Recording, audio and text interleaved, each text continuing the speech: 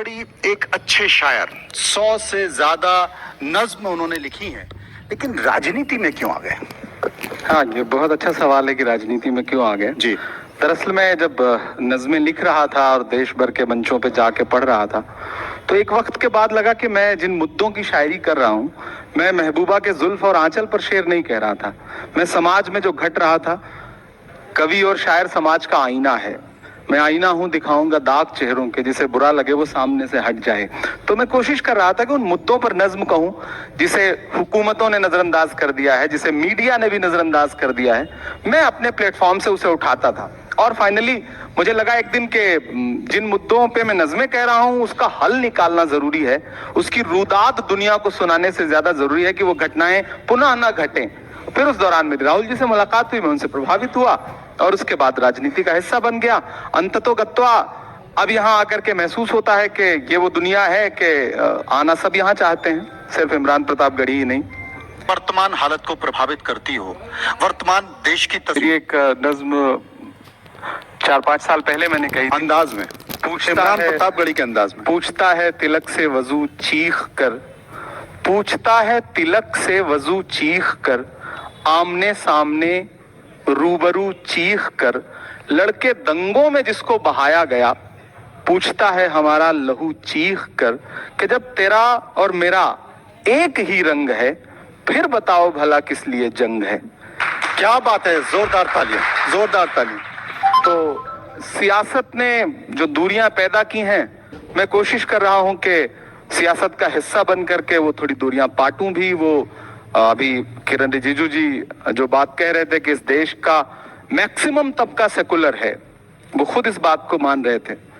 तो उनकी नुमाइंदगी करने के लिए मुझे लगा राजनीति में आना चाहिए और राजनीति में आके देश की संसद में बैठ के ये महसूस करता हूं कि मैं सही जगह आया हूं और अपनी जिम्मेदारी को ईमानदारी से निभा रहा हूं, लड़के भी। एक उड़न दस्तू, मर्डर गस्तू, सड़क खस्ता, घूमे अपराधी खुले में, इनने तो पकड़े हैं सड़कों पे खजुआते हुए येनकेन कुत्ते। जेंजी भी रोए, वैकेंसी ना, खाली टेम्पू में ट्रम्पू का भोंपू लगा के ये फोकट की पीपू करे।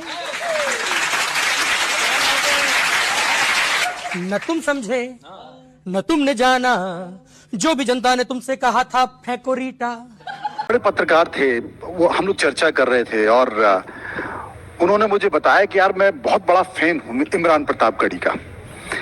बोले गजब का आदमी है, जब वो बोलता है ना तो मतलब समा बन जाता है। लेकिन हाल के दिनों में मुद्दों के जरिए, विषयों के जरिए, राजनीति के जरिए उन्होंने कहा यार कि मैं थोड़ा उदास हुआ। तो कहीं ऐसा तो नहीं कि राइट पर्सन रॉन्ग पार्टी हो गया हो? ये मैं किरण रिजिजू जी के लिए भी कह सकता हूं। अच्छा। दरअसल आप किस वजह से मेरे प्रशंसक हैं और किस वजह से उदास हैं, वो जब तक वजह मुझे पता नहीं चलेगी तब तक मैं आपकी उदासी शायद दूर नहीं कर पाऊंगा। और किसी भी कवि और शायर के लिए उदासी उसका सबसे फेवरेट, सबसे पसंदीदा चीज होती है। जी। तो मुझे लगता है वो उदास हैं, वो मुझसे मिलें, शायद हम दोनों साथ में उदास रहें, अच्छा लगेगा, या दोनों की उदासी दूर हो जाए। तो मुद्दों पर हो सकता है मैं उनकी वैचारिकी से अलग हूं। बहुत सारे प्रशंसक हैं मेरे, इवन की भाजपा में भी बहुत सारे नेता ऐसे हैं, जब मैं सदन में बोल रहा होता हूं तो वो विरोध में नारे लगाते हैं और कैंटीन में आके मेरी तारीफ करते हैं कि बहुत अच्छा बोला तुमने। तो मुझे ये जो राजनीति का एक रंग है ये भी पसंद आता है। जब मैं वक्फ बिल पे बात कर रहा था तो जाहिर सी बात है कि भारतीय जनता पार्टी के सारे नेताओं के लिए वो बहुत सारे क्षण ऐसे थे कि उनको विरोध करना था, उनको उस पर टोकना था।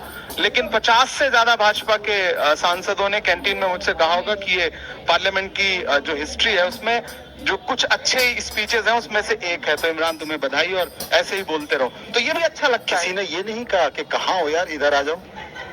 उन्हें पता है नहीं जाऊंगा, इसलिए ऐसा नहीं कहेंगे। उन्हें देखो, ये इस मामले में बड़े समझदार हैं, वो उसी को टच करते हैं जिस पे उनको भरोसा होता है। हमारे जैसे आदमी को उन्हें पता है कि कुछ भी हो जाए हम उनकी वैचारिकी के साथ नहीं है तो नहीं है। एक बात मैं आपसे पूछना चाहता हूं, अभी हाल ही में आपने भारत सरकार के 2 केंद्रीय मंत्रियों को सुना और उनकी बातों में, उनके मुद्दों में जो एक मर्म दिखाई दिया वो ये था कि वो कांग्रेस की नीति, नेता और नियत पर सवाल उठा रहे थे। क्या आप भी ये मानते हैं? देखिए, दोनों मंत्रियों से कमोबेश सवाल भी एक ही जैसे थे और जवाब भी एक ही जैसे थे। तो वो तो बड़ा ऐसा लग रहा था कि हाँ ठीक है, बस पॉडकास्ट टाइप का हो रहा है। हाँ। कड़वे सवाल नहीं थे, तो यहाँ तो ठीक।